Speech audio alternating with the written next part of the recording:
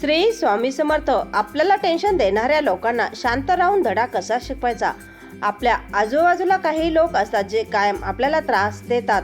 हे लोक मुद्दाम चुका शोधतात, टोमणे मारतात आणि तुमच्या यशावर जळतात. तुम्ही कितीही चांगलं वागलात तरीही ते काही ना काही कारण काढून तुम्हाला त्रास देतात. तुम्ही हसत असाल तरी त्यांना ते खटकतं. आपण त्यांच्या बोलण्याला सतत मनावर घेतलं तर आपलं मन रोज खट्ट होतं. काही वेळा वाटतं ठणकावून उत्तर द्यावं, पण आपला शांत स्वभाव अडथळा ठरतो. अशा लोकांपासून दूर राहणं ही नेहमी शक्य नसतं आणि त्यांच्याशी भांडणं आपल्याला जमत नाही. मग अशा लोकांना योग्य उत्तर द्यायचे तरी कसे, याचे उत्तर तुम्हाला या व्हिडिओमध्ये मिळेल. कारण यात आहे 10 सोपे पण प्रभावी उपाय. या उपायांनी तुम्ही कोणालाही शिवीगाळ न करता मन शांत ठेवून अशा त्रासदायक लोकांना योग्य उत्तर देऊ शकता. हे उपाय केवळ बोलण्यापुरते नाहीत, हे तुमच्या रोजच्या आयुष्यात उपयोगात येणारे, प्रत्यक्षात उतरवता येणारे आहेत. चला पाहूया हे 10 उपाय जे तुम्हाला मानसिक शांतता राखून टेन्शन देणाऱ्या लोकांवर मात करायला शिकवतील. नंबर 1. त्यांच्या बोलण्याला फार महत्त्व देऊ नका. जे लोक सतत चुका शोधतात, टोमणे मारतात, ते मुद्दाम तुमचं मन दुखवण्याचा प्रयत्न करत असतात. तुम्ही त्यांच्या बोलण्याला फारसं महत्त्व दिलं तर तुमचं मन खचतं. त्यांचं बोलणं जाणीवपूर्वक दुर्लक्षित करा. जेवढे लक्ष न देता शांत राहाल तेवढं ते अस्वस्थ होतील. त्यांच्या प्रत्येक शब्दाचा अर्थ लावून घेऊ नका. त्यांना बोलू द्या आणि तुम्ही पुढे चालत राहा, जसं काही त्यांनी काहीच बोललेले नाही. जसं वागणं हाच खरा विजय ठरतो. नंबर 2. आपल्या कामावर लक्ष केंद्रित करा. कोण काय बोलतो, टोमणे मारतो हे बाजूला ठेवा आणि फक्त आपल्या कामाकडे लक्ष द्या. सतत यशाकडे वाटचाल करत राहा. चांगलं काम म्हणजे तुमचं खरं उत्तर असतं. जेव्हा तुम्ही चांगलं करत राहता तेव्हा टोमणे मारणारे स्वतःहून शांत होतात.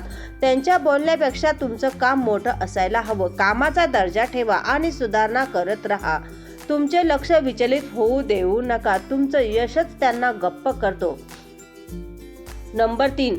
शांत राहण्याचं बळ वाढवा. राग आला तरी लगेच बोलणं सहज होतं, पण शांत राहणं ही मोठी ताकद आहे. अशा लोकांना तुमची रिॲक्शन हवी असते म्हणून ते मुद्दाम चिडवतात. तुम्ही जर त्यांच्यावर उत्तर शांतपणे दिलं तर त्यांचं बिनसतं. मनात खतखत असूनही चेहऱ्यावर शांतपणे ठेवणं शिकावं लागतं. शांत राहणं म्हणजे दुर्लभपणा नाही, तर ती समजूतदारपणाची खूण आहे.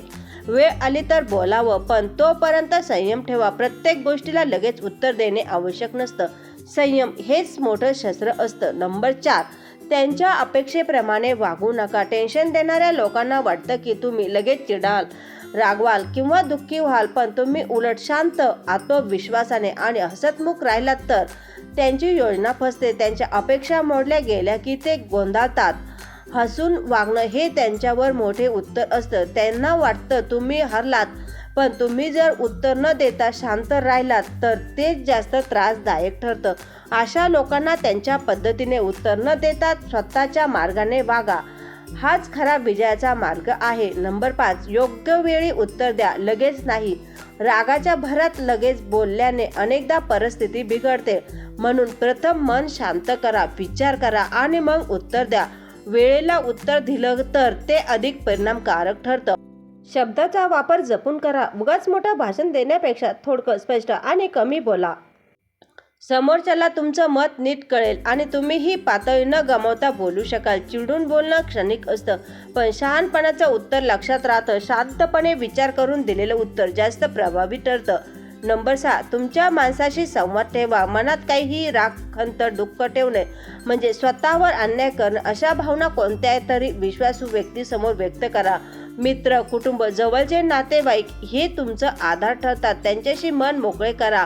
तुम्हाला हलकं वाटेल. कधी कधी फक्त बोलणं हेच मोठा उपाय ठरतं. संवादामुळे विचार स्पष्ट होतात आणि योग्य निर्णय घेता येतो. एकटं राहणं हे त्रासदायक वाढवतं, पण बोलणं ते कमी करतं. योग्य माणसाशी संवाद ठेवा आणि मन शांत ठेवा. नंबर 7. अशा लोकांपासून शक्य तितकं अंतर ठेवा. जे लोक वारंवार टोमणे मारतात, तिरस्कार पसरवतात, त्यांच्यापासून लांब राहणंच योग्य ठरतं. शक्य तितका त्यांच्याशी संवाद कमी करा. त्यांच्या बोलण्याला थांबवा किंवा दुर्लक्षित करा. कधी कधी थोडं अंतर ठेवलं की मनाला शांती मिळते.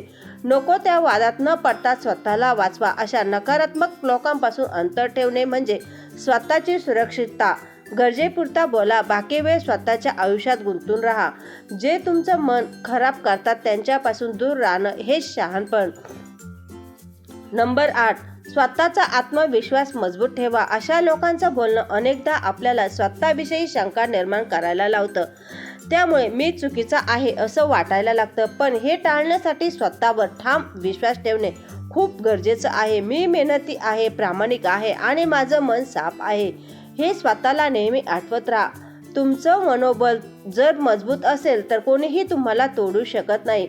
आत्मविश्वास ही अशी ढाल आहे जी बाहेरून येणाऱ्या प्रत्येक टोचणाऱ्या बोलण्यापासून तुम्हाला वाचवते.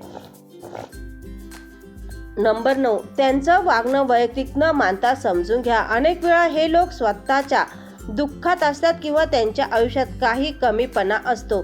त्यामुळे ते इतरांवर चिडचिड करतात, टोमणे मारतात. त्यांचं वागणं तुमच्याशी काही वैयक्तिक नसतं, ते त्यांच्या मनातल्या नकारात्मकतेचा परिणाम असतो. हे लक्षात ठेवलं तर त्यांच्या बोलण्यावर राग न येता दया वाटते.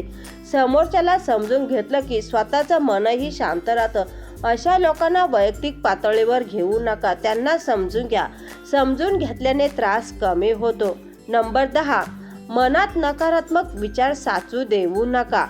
नकारात्मक लोकांचं बोलणं ऐकून आपल्या मनातही राग, द्वेष, दुःख साचायला लागतो. एक फारच घातक ठरतं. म्हणून चांगले विचार, चांगली माणसं, चांगले अनुभव मनात जागा द्या. स्वतःला सतत चांगल्या गोष्टी आठवण ठेवा. तुमचं मन सकारात्मक राहील तर कोणीही तुमचं मानसिक नुकसान करू शकत नाही. जे विचार तुम्हाला उभं करतात ते मनात ठेवा. बाकी सगळ्या वाईट गोष्टी मनातून काढून टाका. मन स्वच्छ ठेवलं की जगणं सुंदर होतं. मित्रांनो, आयुष्यात असे काही लोक आपल्याला वारंवार दुखवत राहतात, आपलं मन त्रासात टाकतात. पण लक्षात ठेवा, अशा लोकांना बदलणं आपल्या हातात नाही, पण आपण कसे वागायचे हे नक्कीच आपल्या हातात आहे. शांत राहणं, शहाणपणाने उत्तर देणं आणि स्वतःच्या आयुष्यावर लक्ष केंद्रित करणं हे आपल्या विजयाचे खरं शस्त्र आहे. तुमचं मन हेच तुमचं बळ आहे. ते कोणाच्याही चुकीच्या वागणुकीमुळे कमकुवत होऊ देऊ नका. आधार देतील, आत्मविश्वास वाढवतील आणि अशा नकारात्मक लोकांवर मात करण्याचं बळ देतील.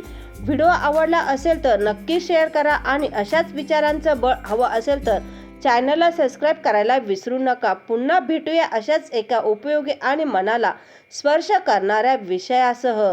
तोपर्यंत स्वतःचं मन प्रसन्न ठेवा आणि कोणत्याही नकारात्मकतेला तुमच्यावर विजय मिळू देऊ नका. श्री स्वामी समर्थ. जय जय स्वामी समर्थ.